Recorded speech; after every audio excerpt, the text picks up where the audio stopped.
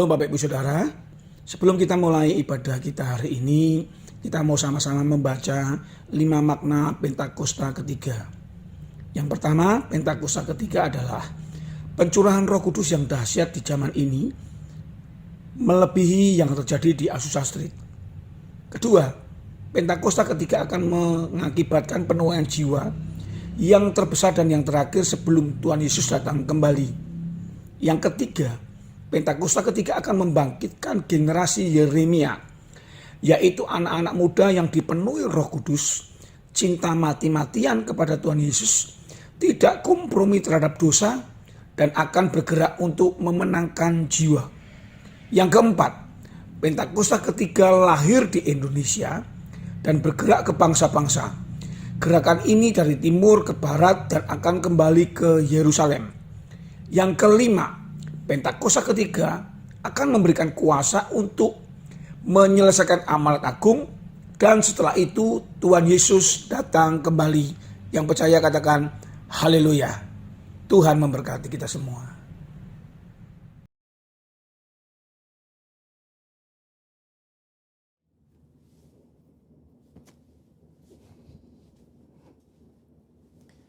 Shalom saudara, saya berdoa kita semua baik dalam lindungan Tuhan.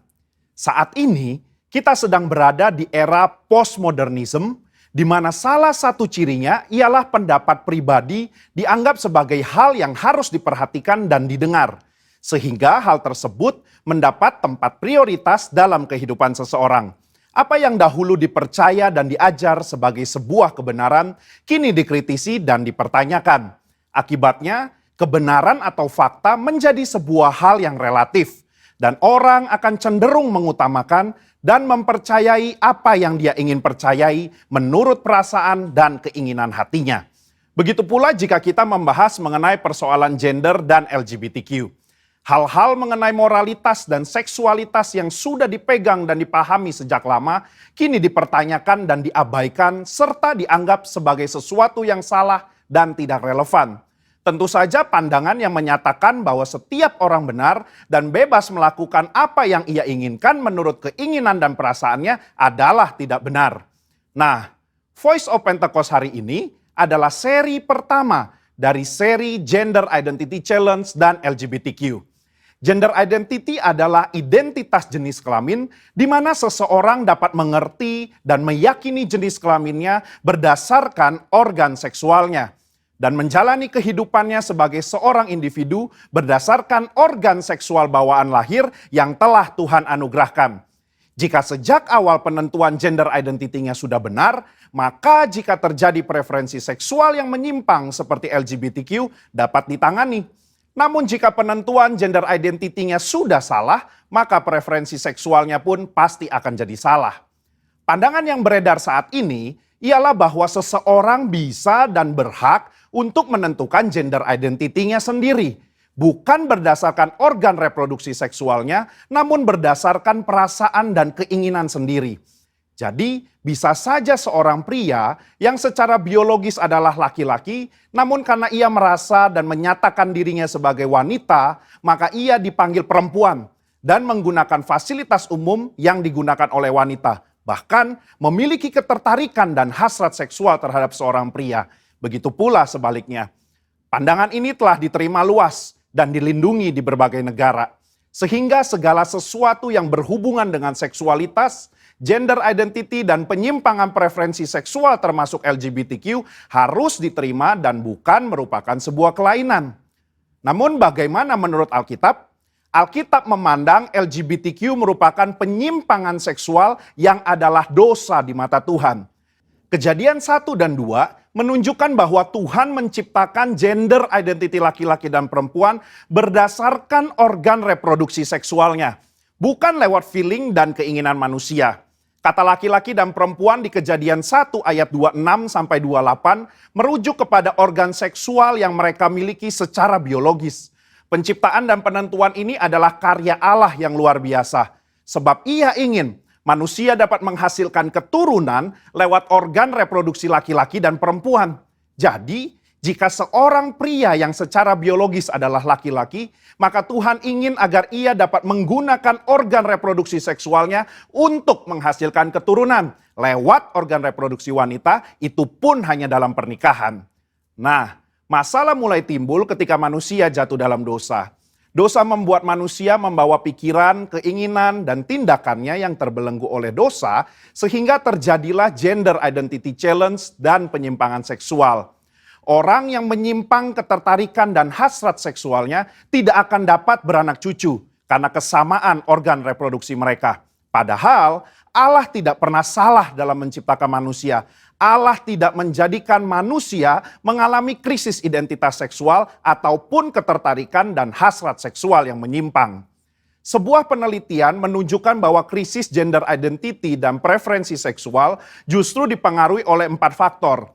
Yang pertama biologi, 2 pengalaman masa kecil, 3 pengaruh lingkungan atau pergaulan, 4 pengalaman saat dewasa. Keempat faktor ini juga bisa kita lihat dalam peristiwa Nuh dan anaknya Ham. Ham melihat aurat ayahnya, entah dia mengejek atau nafsu, perbuatan itu salah secara moral di mata Tuhan. Akibatnya Nuh mengutuk Ham dan keturunannya. Hal ini menunjukkan adanya keberlanjutan penyimpangan dari Ham kepada keturunannya yaitu Kanaan. Selanjutnya kita melihat bahwa Kanaan dan orang-orang yang mendiami tanah Kanaan memiliki penyimpangan seksual juga. Apa yang terjadi di Sodom dan Gomora di tanah Kanaan dalam Kejadian 19 menunjukkan penyimpangan seksual yang parah dan bahkan sudah mempengaruhi Lot dan kedua anak perempuannya.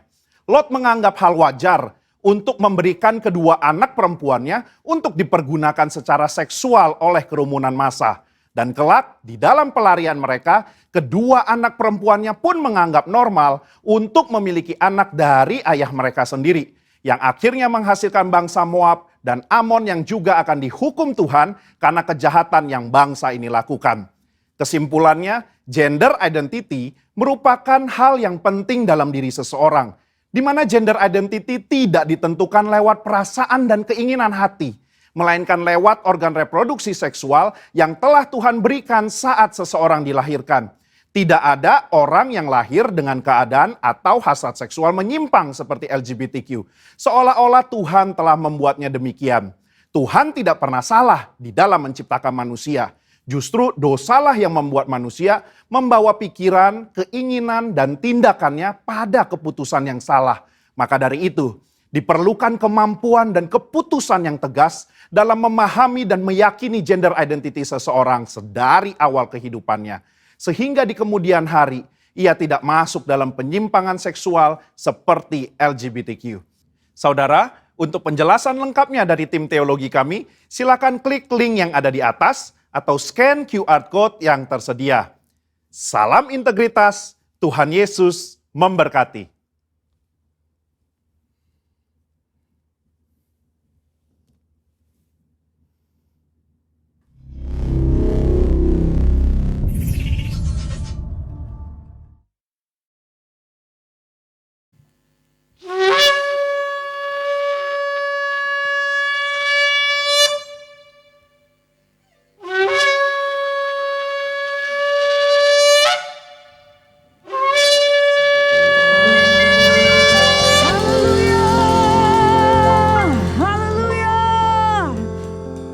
Shalom Bapak Ibu Saudara yang kekasih dalam Tuhan. Selamat hari Minggu, selamat berjumpa kembali. Saya senang sekali kita masih dapat beribadah di minggu ini. Mari sebelum kita memulai ibadah kita sama-sama bersatu dalam doa.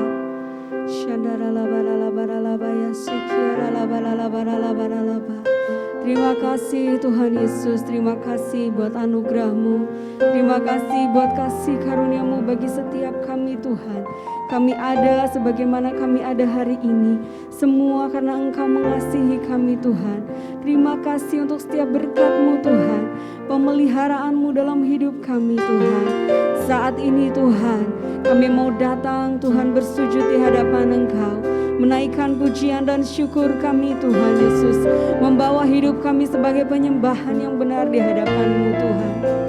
Engkau bertatahlah di atas puji-pujian kami Tuhan. Engkau hadir Tuhan di tengah-tengah umat-Mu.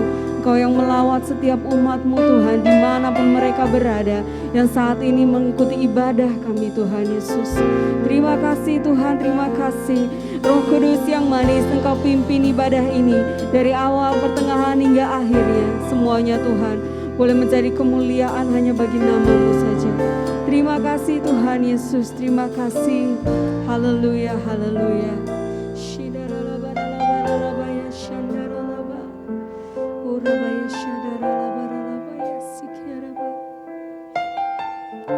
Mari umat Tuhan sama-sama kita nyanyikan lagu ini.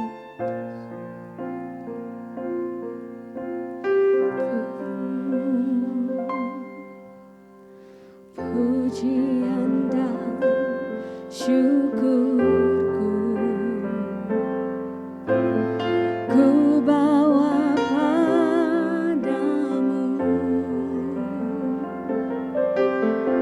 dengan rendah hati, ku persembahkan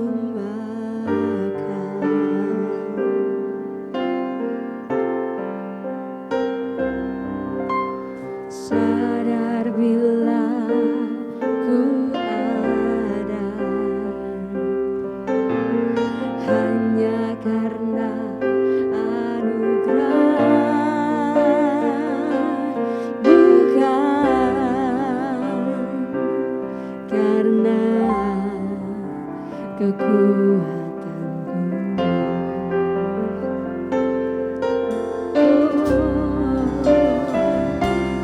Ku tahu hidupku adalah penyembahan.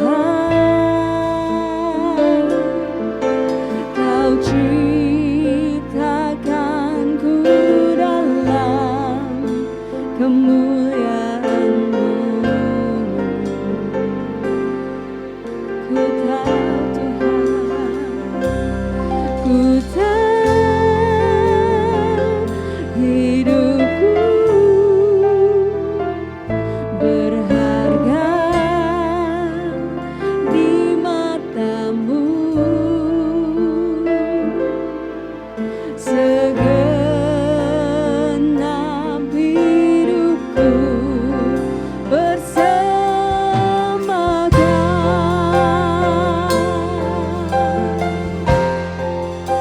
Pujian dan syukur kami bawa padamu Tuhan. Ku bawa padamu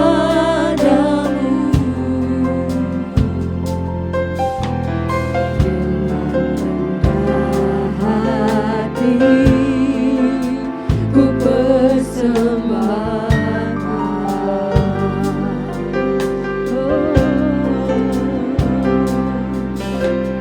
Sadar bila ku ada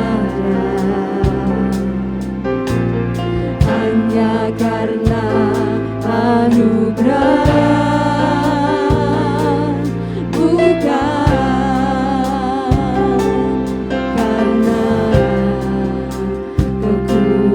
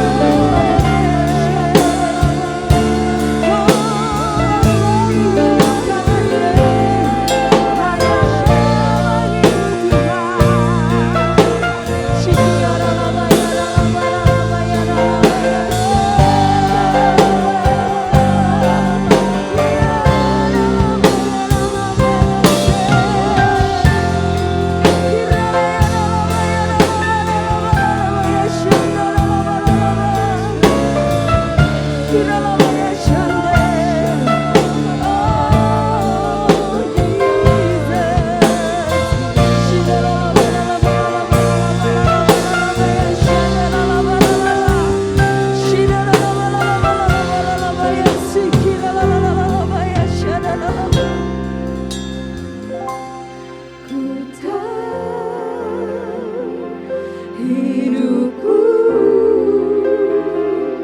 adalah penyembahan. Kau ciptakanku dalam kemuliaan-Mu. Ku tahu Tuhan, ku tahu hidupku berharga di mata-Mu.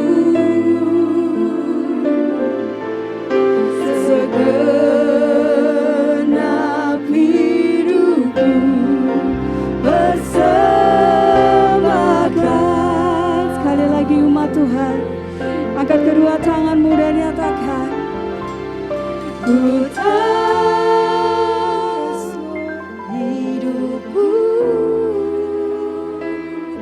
adalah ini kami Tuhan Yesus penyembahan.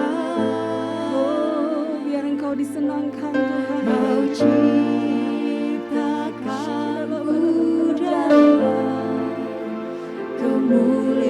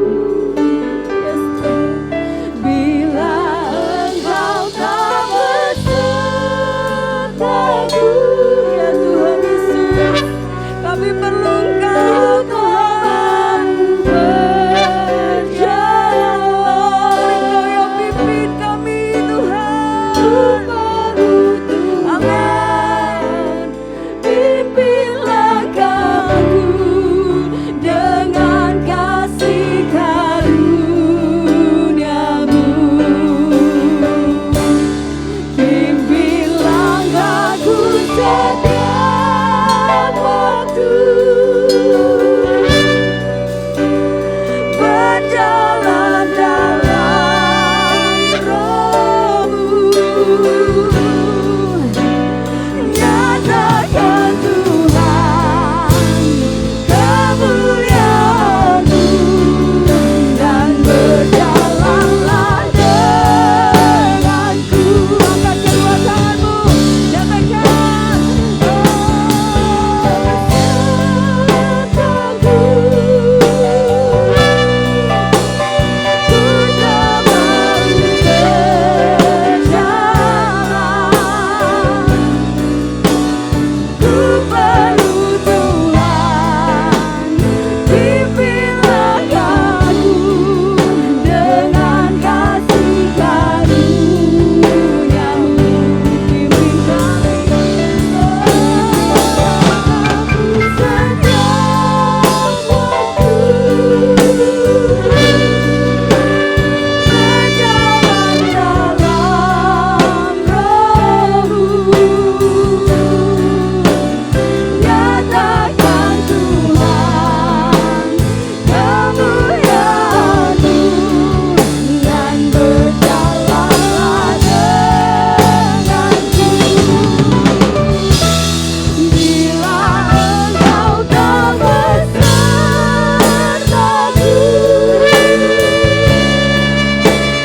ku tak mau berjalan.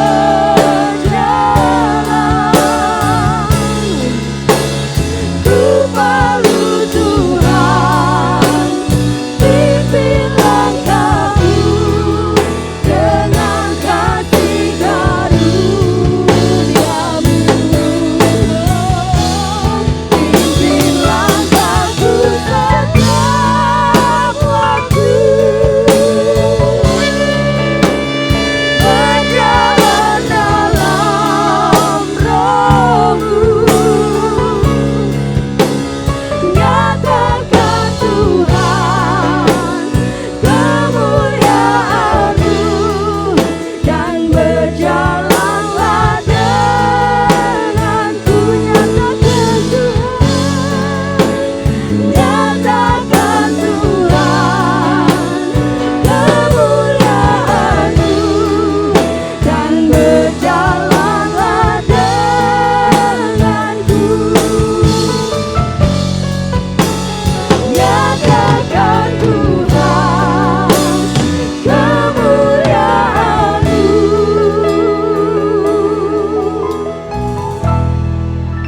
dan berjalanlah denganku.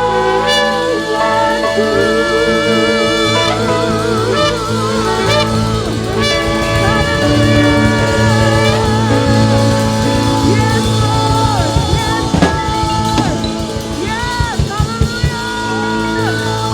Engkau dahsyat Tuhan. Haleluya.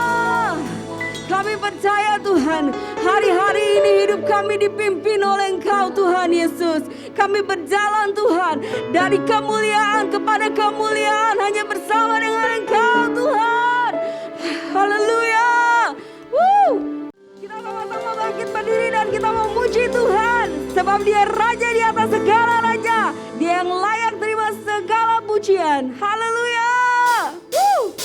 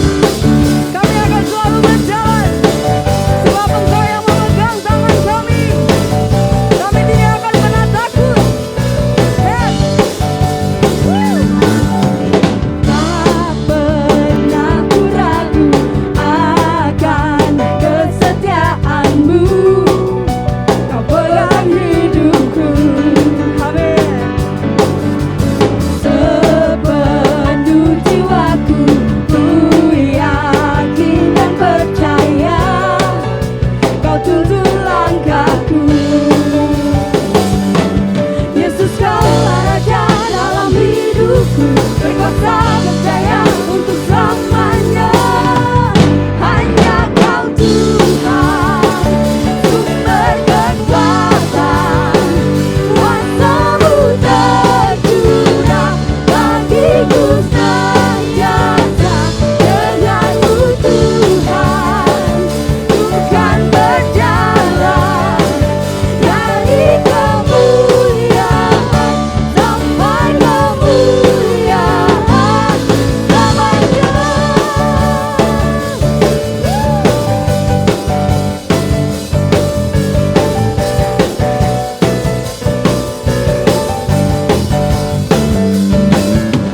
Tak pernah ku ragu akan kesetiaan-Mu. Kau pegang hidupku sepenuh jiwaku, sepenuh jiwaku. Ku yakin dan percaya Kau tuntun langkahku. Yesus, Kau ada dalam hidupku, berkuasa berjaya untuk selamanya. Hanya Kau Tuhan, sumber kekuatan, kuasa-Mu tercurah bagiku senjata. Denganmu Tuhan, ku kan berjalan dari kemuliaan sampai kemuliaan. Sumber kekuatan, kuasa-Mu tercurah bagiku senjata. Denganmu Tuhan, ku kan berjalan dari kemuliaan sampai kemuliaan selamanya.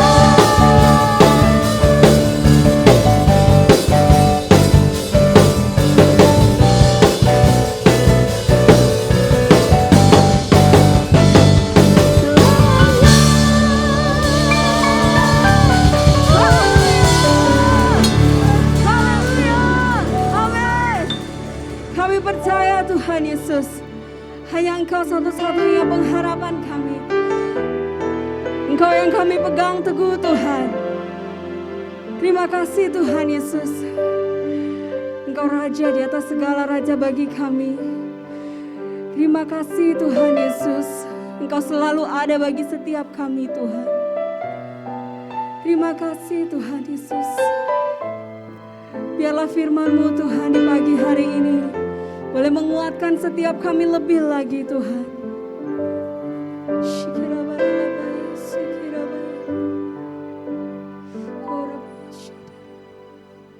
Firman-Mu berkatakan besertaku, maka kuat roh dan jiwaku. Tangan-Mu Tuhan selalu ku nantikan, di setiap langkah ku percaya. Dengan sayap-Mu ku akan terbang tinggi di tengah badai hidup. Ku tak menyerah, Kau kekuatan dan perlindungan bagiku. Pertolonganku di tempat maha tinggi, ku mengangkat tanganku, aku berserah. Kau ku nantikan, Kau yang ku sembah, Yesusku, Rajaku. Mari umat Tuhan sama-sama kita nyanyikan lagu ini. Firman-Mu berkata Kau besertaku. Amin Tuhan Yesus.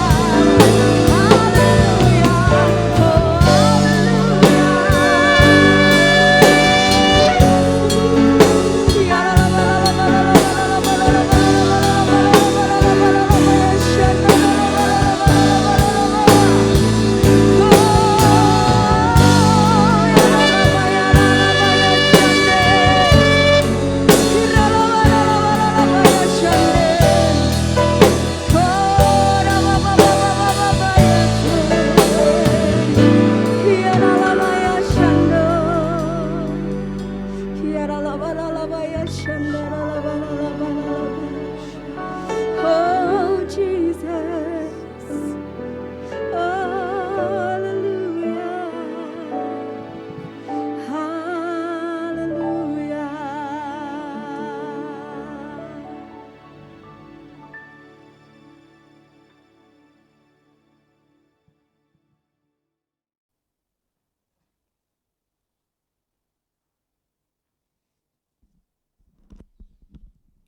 Oh rabasyana takarabasykana takaralaba.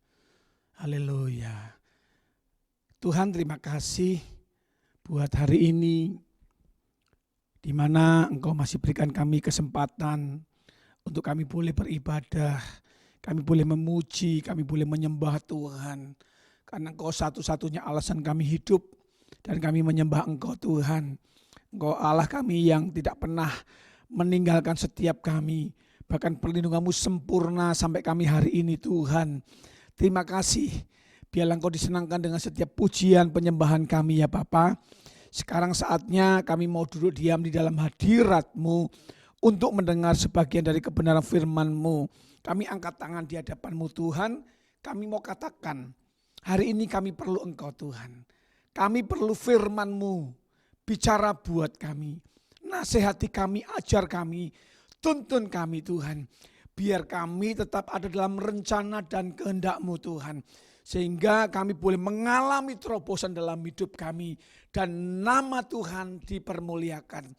Urapi hamba-Mu, urapi kami semuanya Tuhan. Hamba berdoa buat umat-Mu dimanapun mereka berada saat ini Tuhan.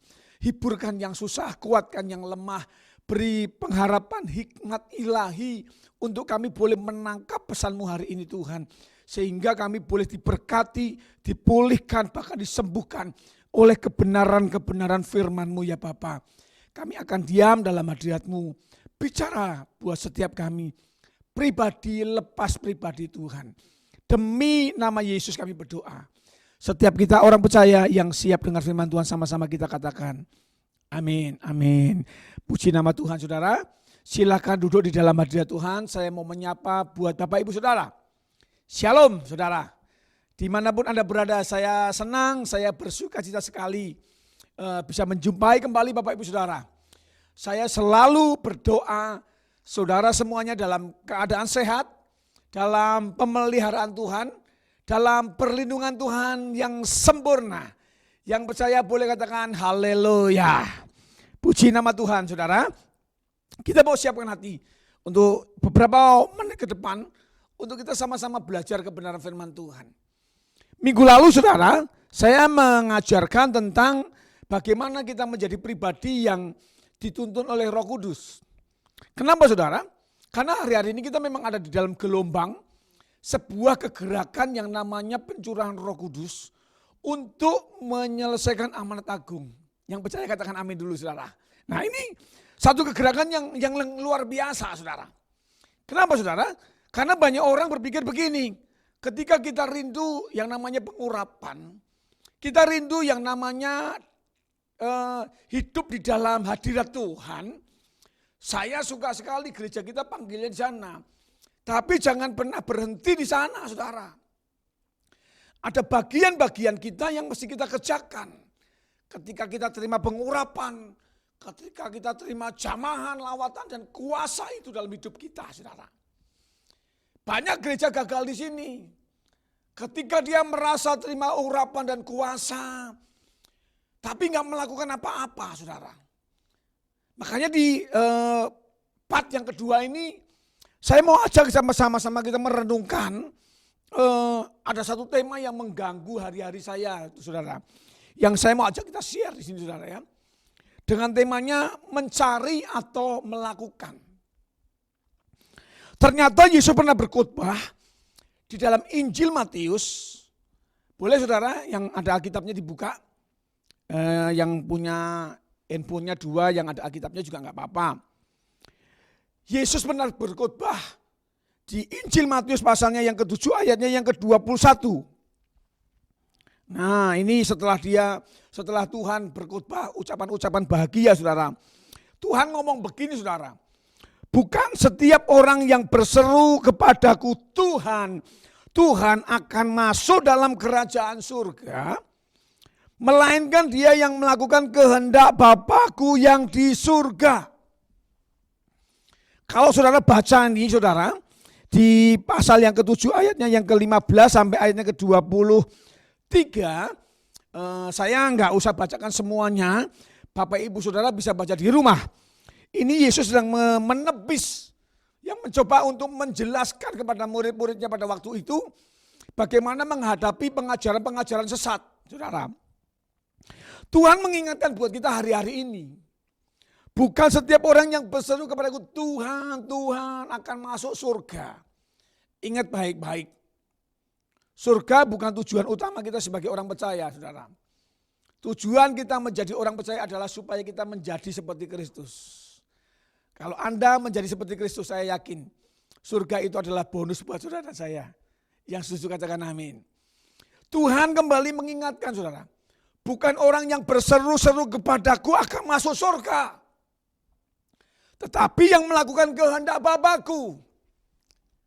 Ketika kita mendengar, kita membaca firman Tuhan kita hari ini, Anda mau cuma sekedar melihat atau mau melakukannya? Ini tema khotbah saya, saudara.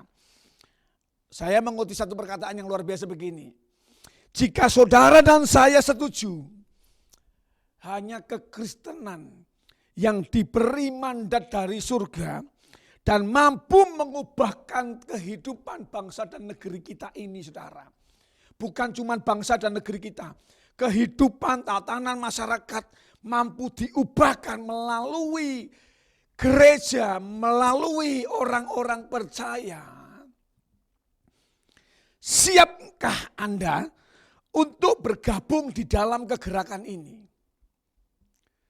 Banyak orang gak menyadari loh saudara, gereja ini punya mandat dari surga. Saya gak mau ngomong yang lain, saya gak yakin saudara. Kekristenan mendapatkan pesan mandat dari surga. Otoritas ilahi dari surga mampu mengubahkan situasi keadaan tatanan masyarakat bahkan bangsa. Bahkan secara global dunia saudara. Anda siap gak bergerak? Untuk ikut ambil bagian di dalam kegerakan yang dahsyat ini. Di era Pentakosta yang ketiga untuk menyelesaikan amanat agung yang terbesar dan yang terakhir. Dalam konteks ini Tuhan bukan berarti tidak suka dengan orang yang berseru-seru. Kata berseru-seru ini bisa diartikan tentang berdoa, tetapi di ayat yang selanjutnya dijelaskan dengan detail sama Tuhan. Orang yang berseru-seru begini, Tuhan aku sudah melakukan pekerjaan-Mu, aku sudah melayani, saya sudah melakukan banyak mujizat, nubuatan. Yang Tuhan ingatkan buat saudara dan saya hari ini. Kalau suruh memilih, melihat atau melakukan, saya percaya kita pasti punya kerinduan dua-duanya. Ini seperti dua koin mata uang, saudara.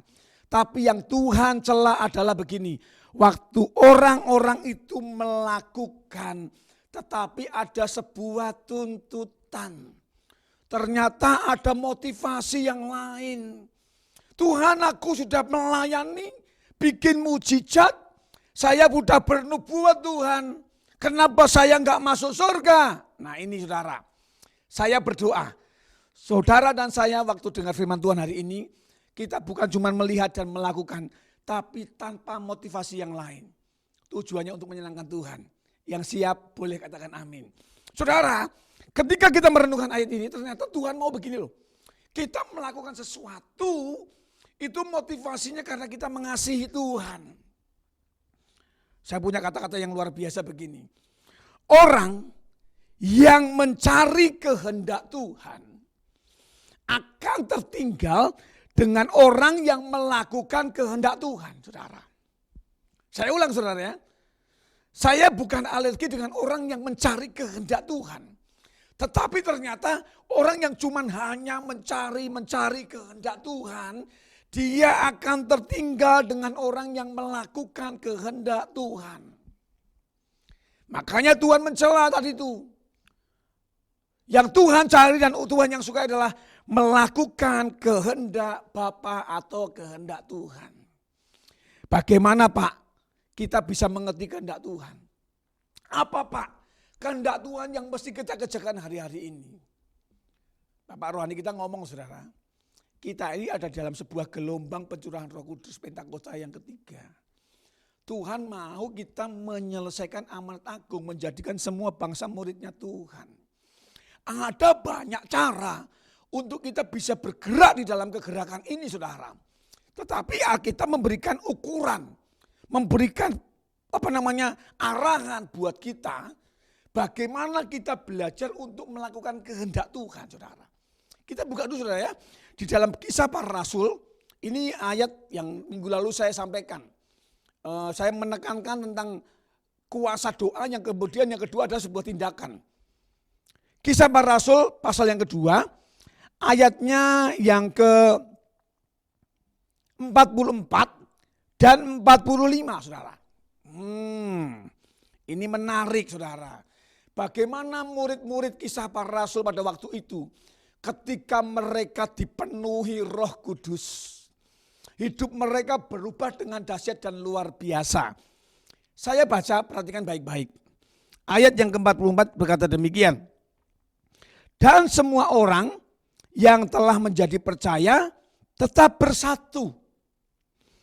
Dan segala kepunyaan mereka adalah kepunyaan bersama. Ayat yang berikutnya. Dan selalu ada dari mereka yang menjual harta miliknya, lalu membagi-bagikannya kepada semua orang sesuai dengan keperluan masing-masing. Ini ayat ini luar biasa sekali saudara. Saya mau ajak saudara merenungkan ayat ini dengan hati yang bersih dulu saudara. Maksudnya apa sih Pak? Apakah kita yang punya ini kemudian dijual semuanya kita bagi-bagikan? Bukan di situ saudara. Ini maksud saya begini, ini ada sebuah tindakan kasih. Katakan sama-sama dengan saya, tindakan kasih. Bagaimana Tuhan mau ajak kita untuk mempraktekkan kasih yang kita terima dari Tuhan dalam sebuah tindakan yang nyata. Saya ulang saudara ya. Saudara dan saya kalau masih ada sampai hari ini saudara. Ini semua karena anugerah dan kasih Tuhan. Yang setuju katakan amin. Tuhan mau saudara, kasih yang kita terima ini kita terjemahkan dalam sebuah tindakan yang nyata. Saya percaya Anda sudah diurapi Roh Kudus. Saya percaya Anda sudah disertai sama Roh Kudus. Tetapi butuh sebuah tindakan yang nyata saudara. Wah ini sekeren saudara, keren. Kenapa saudara? Tindakan yang nyata yang seperti apa yang kita mesti kerjakan? Dua hal penting, nasihat bijak yang saya mau bagikan bagi kita semuanya. Bagaimana kita mempraktikkan kasih dalam sebuah tindakan yang nyata. Yang pertama adalah gini, ayo saudara, hari-hari ini kita perhatikan apa yang ada di sekitar kita. Maksudnya apa Pak? Ada sebuah kepedulian, ada sebuah beban atas negeri kita, atas lingkungan kita, atas orang-orang yang kita kenal di sekeliling kita saudara. Saudara mesti menyadari kembali saudara. Bahwa panggilan saudara dan saya ini adalah menjadi garam dan terang. Ada sebuah hukum yang penting yang mesti saudara dan saya perhatikan. Ini ada sebuah hukum yang penting saudara. Begini saudara. Jika terang itu menghindari kegelapan, maka kegelapan yang akan mengambil alih. Contohnya begini saudara. Jika ruangan ini lampunya saya matikan saudara, Anda nggak akan bisa melihat saya. Kalaupun bisa melihat cuma samar-samar, abu-abu nggak jelas, nggak kelihatan. Jadi ketika terang itu hilang, otomatis gelap akan menguasai. Bisa bayangkan saudara, kalau gereja saudara dan saya nggak bergerak, nggak lakukan sesuatu saudara. Nggak memperhatikan, kita nggak melangkah. Betapa mengerikan sekeliling kita, keadaan lingkungan kita, bahkan negeri kita saudara. Makanya kita perlu memperhatikan keadaan di sekeliling kita. Ayat lain ngomong begini loh, usahakanlah kesejahteraan kotamu di mana kamu tinggal. Karena kesejahteraan kota itulah yang menentukan kesejahteraan saudara dan saya. Ini sebuah panggilan gereja yang perlu diperhatikan dengan penting. Hari-hari ini coba perhatikan. Wabah pandemi COVID ini seakan-akan belum berakhir. Ada hamba Tuhan sampai ngomong begini, dia sampai memberikan sebuah terjemahan. Mungkin bukan asumsi ya, dia kayak dapat penglihatan gitu saudara. Ini kemungkinan bisa sampai 5 tahun lagi. Berarti 2025. COVID ini belum bisa terselesaikan dengan tuntas saudara. Ini namanya virus saudara. Tapi yang perlu saudara dan saya renungkan adalah begini saudara. Kenapa kita membiarkan virus ini menjadi begitu populer? Harusnya saudara dan saya sebagai gereja, bukankah Tuhan Yesus itu adalah sumber jawaban? Yang setuju katakan amin. Kenapa kita jadi ikut-ikutan mempopulerkan virus saudara? Saya mengingatkan sebagai hamba Tuhan. Bukan berarti kita meremehkan virus ya saudara. Hari-hari ini saya berharap saudara berhati-hati. Karena varian-varian baru muncul yang katanya lebih ganas. Prokes, hindari hal-hal yang istilahnya nggak penting untuk berkerumun, ketemu dengan orang. Pakai masker, rajin cuci tangan, semuanya mesti kita kerjakan. Tapi di samping itu saudara, yang paling penting begini saudara. Kenapa kita nggak mencoba untuk memberitakan tentang Tuhan? Ayo perhatikan sekeliling kita hari-hari ini. Jangan heran kalau Anda lihat saudara ada orang yang begitu marah, kecewa. Maaf ya mungkin ada yang protes gak puas dengan pemerintahan negeri kita ini saudara. Di luar sana itu banyak orang-orang marah, orang kecewa, orang lapar saudara. Apalagi sekarang lagi di masa-masa pembatasan minimum itu saudara ya. Keadaan ini makin sulit. Semua kenyamanan terganggu saudara. Bagaimana gereja? Di mana garam dan di mana terang? Saudara gini peranan kita saudara. Untuk kita bergerak. Murid-murid pada waktu itu saudara. Mereka itu mengambil sebuah tindakan loh saudara. Katakan sama-sama sebuah tindakan. Mereka betul-betul memperhatikan sekelilingnya. Ayo saudara, sebagai gereja saya dorong buat Bapak Ibu saudara hari-hari ini. Selain gereja bentuk fisik, saudara dan saya ini adalah gereja. Ayo perhatikan sekeliling saudara. Izinkan hidupmu betul-betul punya fungsi saudara. Jangan apatis. Ini waktunya kegerakan yang luar biasa ini saudara. Justru di masa-masa goncangan ini yang paling penting adalah kita perhatikan dulu keberadaan hari-hari ini saudara. Kemudian di langkah yang kedua terakhir saudara, gini, bergeraklah dengan belas kasihan dari Tuhan. Kenapa banyak gereja, banyak orang-orang percaya nggak berani bertindak saudara? Salah satunya ya. Karena mereka biasa mikirin dirinya sendiri. Pak, dalam kondisi sekarang ini kita kan ada di masa-masa yang susah. Ekonomi nggak stabil, keuangan nggak membaik Pak. Belum masalah-masalah yang lain yang kami hadapi Pak. Kenapa kok Tuhan kok kayaknya bawa kita untuk pikiran orang lain. Nah ini kan yang menarik saudara. Makanya hukumnya Tuhan itu nggak bisa dipikirkan dengan logika manusia saudara. Kenapa orang nggak berani bergerak bertindak di dalam kegerakan yang luar biasa ini? Karena mereka biasanya mikirin dirinya sendiri. Keadaan kami belum membaik Pak, keuangan kami belum membaik, usaha pekerjaan kami belum stabil Pak. Bapak Ibu Saudara perhatikan baik-baik.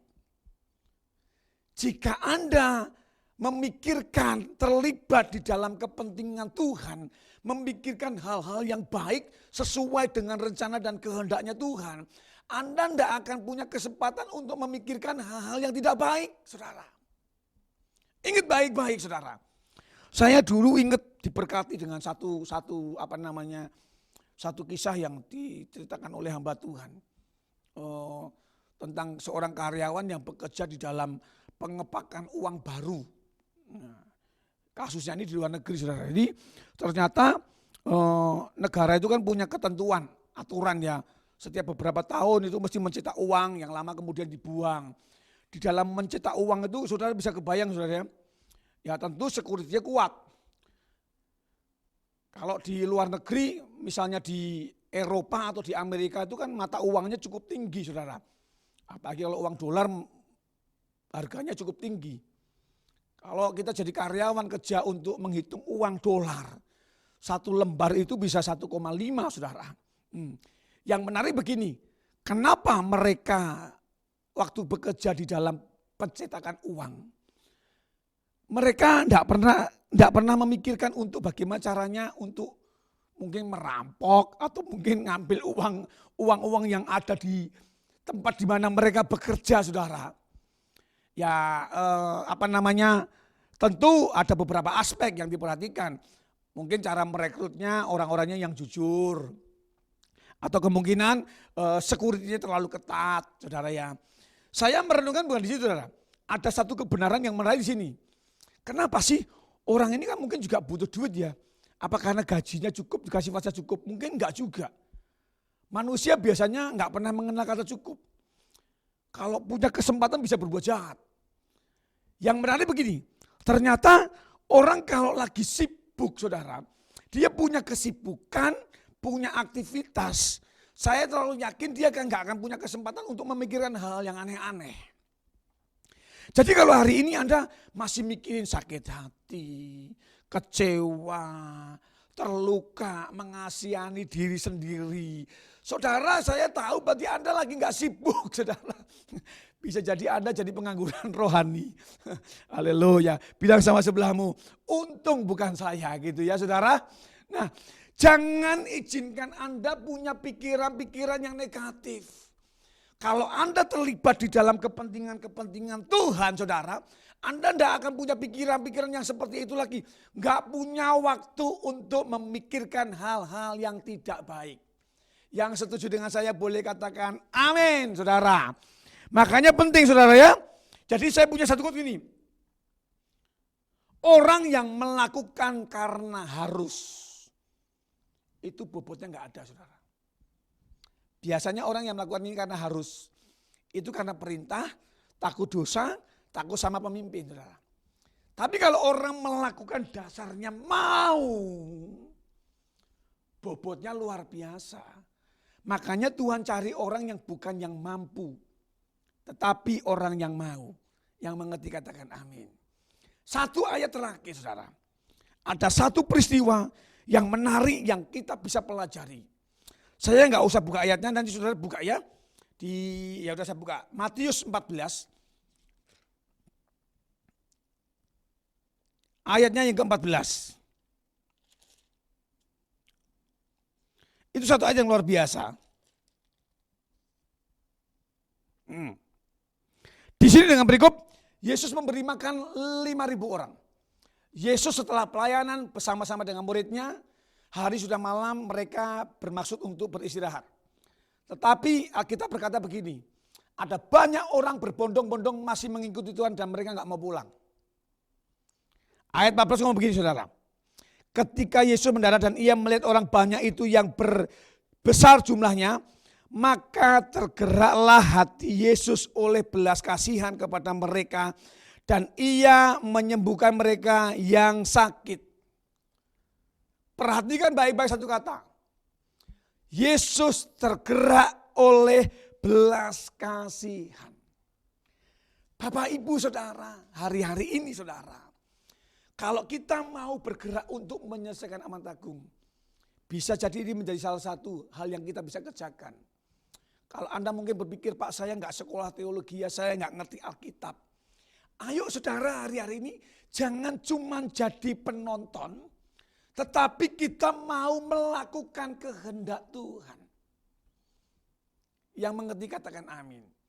Dalam konteks ini saudara, mujizat nggak akan pernah terjadi kalau nggak ada satu pribadi yang disebut ini anak kecil. Sayang Alkitab nggak mencatat nama anak kecil ini siapa, saudara. Yang luar biasa begini. Hari-hari ini mungkin ada sebagian saudara yang nggak butuh mujizat. Pak, saya udah cukup Pak. Saya nggak punya masalah Pak. Kalau Anda di posisi itu sebuah kesempatan. Bisa jadi anak kecil ini pada waktu dia ada di dalam rombongan orang-orang yang sedang mengikuti Tuhan. Mungkin dia secara keluarga cukup. Anak ini saya yakin nggak sendirian. Mungkin dia bawa adik, bawa papa mamanya. Dia bawa bekal, dia bawa persiapan sendiri, saudara. Mungkin hari ini ada di posisi yang itu. Anda mungkin hidup saudara lebih baik. Anda mungkin punya finansial yang lebih cukup. Anda nggak punya masalah, Anda fine-fine saja, saudara. Pertanyaan saya begini. Jika Tuhan tanya sama saudara, dan Tuhan memberikan kesempatan buat saudara hari ini, mau nggak Anda terlibat untuk menjadi bagian dari mujizat itu? Anak kecil ini dengan polosnya, dia mau terlibat menjadi bagian di mana Tuhan membuat sebuah mujizat, saudara. Dan kita tahu ya, setelah anak ini memberikan 5 roti dan 2 ikan, sanggup memberi makan 10.000 lebih. Dan sisanya 12 bakul, saudara. Bapak ibu saudara, mungkin Anda punya kesempatan hari ini. Dengan uang saudara, dengan waktu, dengan pemikiran saudara, ayo libatkan hidup saudara untuk buat mujizat. Yang mengerti katakan haleluya. Hari-hari ini saudara, banyak orang di luar yang butuh mujizat Tuhan. Dengan 5 roti dan 2 ikan, sanggup memberi makan 10-15 ribu orang. Mungkin kita hari-hari ini, dengan 2 ATM dan 5 kartu kredit saudara, kita bisa memberi makan jutaan orang. Yang mengerti katakan amin. Mau saudara, kita bukan cuma melihat, tapi kita mau melakukan kehendak Tuhan. Pertanyaan saya, temanya kan keren. Mencari atau melakukan kehendak Tuhan. 2 mata uang yang menarik. Ketika sudah menemukan kehendak Tuhan. Ayo, lakukan sesuatu saudara yuk. Ini waktunya gereja bergerak saudara. Dunia lagi gelap. Keadaan lagi bergoncang. Kerajaan Allah gak pernah tergoncangkan. Ayo, kita menjadi penyeimbang dalam kehidupan ini. Saya lagi melihat, ini waktunya Tuhan. Indonesia akan dipulihkan sama Tuhan. Penduduk dan pemerintahnya akan jadi orang benar. Melalui hidup saudara dan saya. Buat Tuhan terlalu mudah mengubahkan bangsa ini. Kenapa Tuhan berdiam? Tuhan mau kasih kesempatan buat saudara saya. Ambil kesempatan saudara yuk. Hari ini kita lakukan sesuatu. Kita akan melihat sebuah kebangunan rohani yang dahsyat atas negeri kita. Lawatan Tuhan yang dahsyat atas negeri kita. Dan kita menjadi bilangan yang terlibat di sana. Melakukan kehendak Tuhan pada zaman ini. Yang mau katakan amin. Mari dudukkan kepala di depan Tuhan. Tuhan terima kasih buat setiap kebenaran firman-Mu yang mengingatkan kami, yang mengajar kami, bahkan menegur setiap kami. Hari-hari ini Tuhan kami boleh melihat ada begitu banyak kebenaran-kebenaran yang Tuhan singkapkan buat setiap kami. Kami enggak mau cuma sekedar mencari kehendak-Mu Tuhan.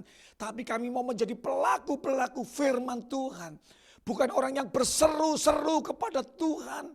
Tetapi orang yang melakukan kehendak Bapa di surga. Jika hari ini firman-Mu ini mengingatkan kami. Tuhan, bawa kami. Beri kami kesempatan untuk kami terlibat dalam kegerakan yang luar biasa ini Tuhan. Sehingga melalui hidup kami, keluarga, lingkungan, kota, bahkan bangsa kami akan mengalami sebuah terobosan, perubahan, kebangunan rohani melalui umat Tuhan, gereja-gereja Tuhan yang siap bukan cuma berdoa saja, tapi mau bertindak dan bergerak untuk menyelesaikan amanat agung. Terima kasih Bapak. Hamba berdoa buat setiap umat-Mu di mana mereka berada. Mungkin mereka sedang dalam pergumulan. Keuangan, dengan masalah sakit penyakit, dengan masalah keluarga, apapun Tuhan hari ini. Hamba berdoa demi nama Yesus. Engkau janji, Engkau membuat nama-Mu dan janji-Mu melebihi segala sesuatu. Yang sakit, jadi sembuh dalam nama Yesus. Katakan dengan iman, demi nama Yesus, sakitku disembuhkan. Sakitmu disembuhkan dalam nama Yesus.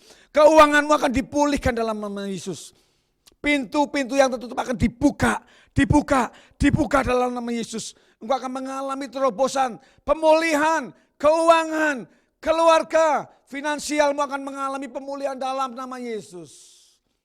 Biar mulai hari ini, waktu engkau terima mujizat, berkat-berkat Tuhan, engkau siap dipakai Tuhan untuk jadi berkat bagi kemuliaan nama Tuhan. Terima kasih Bapak, terima kasih Tuhan. Hamba-Mu berhenti menyampaikan firman-Mu. Biar setiap benih firman ini jatuh di tanah hati kami yang subur. Dan kami mau menjadi pelaku-pelaku firman Tuhan. Dalam nama Yesus kami berdoa. Orang percaya sama-sama katakan, amin. Tuhan memberkati saudara.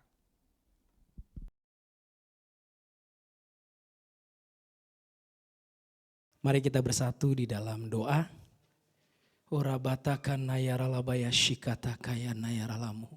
Bapa, kami mengucap syukur atas berkat-Mu, atas limpah kasih karunia yang Kau berikan atas hidup kami. Terima kasih untuk kebenaran firman-Mu yang sudah Kau sampaikan lewat hamba-Mu.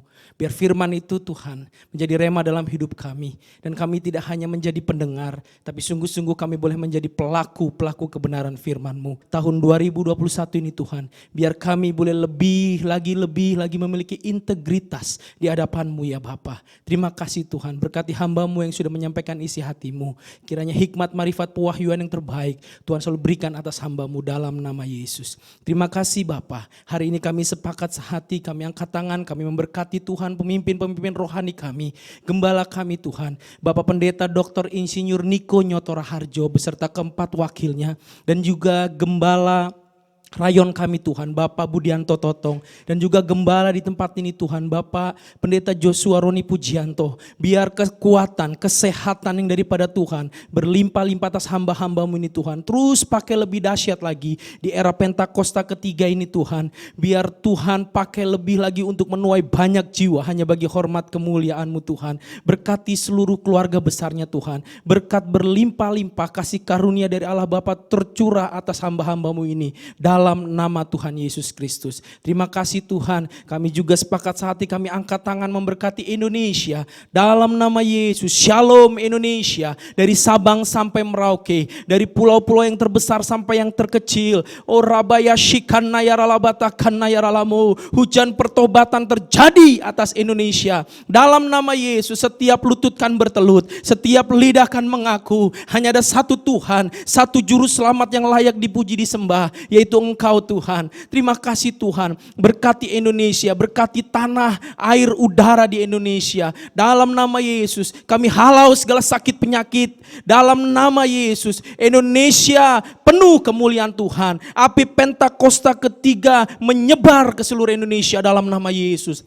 Bahkan Tuhan memberkati juga pemimpin negara kami Tuhan, mulai dari presiden, wakil presiden, bahkan sampai tingkat yang terendah Tuhan, RW dan RT. Tuhan, biar roh takut akan Engkau ada atas pemimpin-pemimpin kami. Roh kebijaksanaan, roh kejujuran ada atas mereka dalam nama Tuhan Yesus. Berkati seluruh rakyat Indonesia, biar rakyat Indonesia Tuhan hidup di dalam kebenaran dalam nama Yesus. Terima kasih ya Bapak, kami bersyukur Tuhan, kami memberkati juga Tuhan seluruh umat-Mu Tuhan di GBI Remporan 1H dimanapun mereka berada saat ini, yang sakit dalam nama Yesus Tuhan sembuhkan, yang berbeban berat Tuhan berikan kelegaan dalam nama Yesus, bahkan yang terikat Tuhan lepaskan, bebaskan, merdekakan dalam nama Yesus. Terima kasih Tuhan, perlindungan-Mu sempurna atas umat-Mu. Mazmur 91 terjadi atas setiap umat-Mu Tuhan GBI Remporan 1H. Terima kasih Bapak, kami bersyukur, kami sangat bersyukur Tuhan atas anugerah-Mu. Sebelum kami berpisah,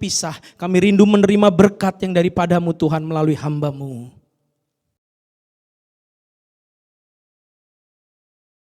Jemaat yang dikasih Tuhan, sebelum kita akhiri pada kita hari ini, mari siapkan hati kita. Dengan iman percaya angkat tangan di hadapan Tuhan. Tuhan, terima kasih buat kebenaran firman-Mu yang menuntun, mengajar dan mengingatkan kami. Sebelum kami akhiri pada hari ini, sempurnakan dengan berkat-Mu ya Bapa. Kami angkat tangan, kami tahu hidup kami karena berkat Tuhan. Kembalilah dengan segala aktivitas-Mu Bapak Ibu Saudara, dengan membawa berkat Tuhan. Berkat yang terbaik, yang Tuhan janjikan kepada Abraham, Ishak dan Yakub, juga kepada hamba-Mu Daud. Hari ini curahkan Bapa dengan segala berkat yang berlimpah-limpah dari Bapa di surga. Kasih karunia, anugerah, damai sejahtera dan perlindungan di dalam Kristus Yesus Tuhan kami yang hidup. Penyertaan dan kekuatan yang selalu baru dari Allah Roh Kudus boleh memberkati kami semua, menyertai kami semua mulai hari ini bahkan sampai Maranatha. Sampai kekal selama-lamanya. Orang percaya yang sudah diberkati, sama-sama kita katakan, amin. Selamat hari Minggu saudara, Tuhan memberkati saudara berlimpah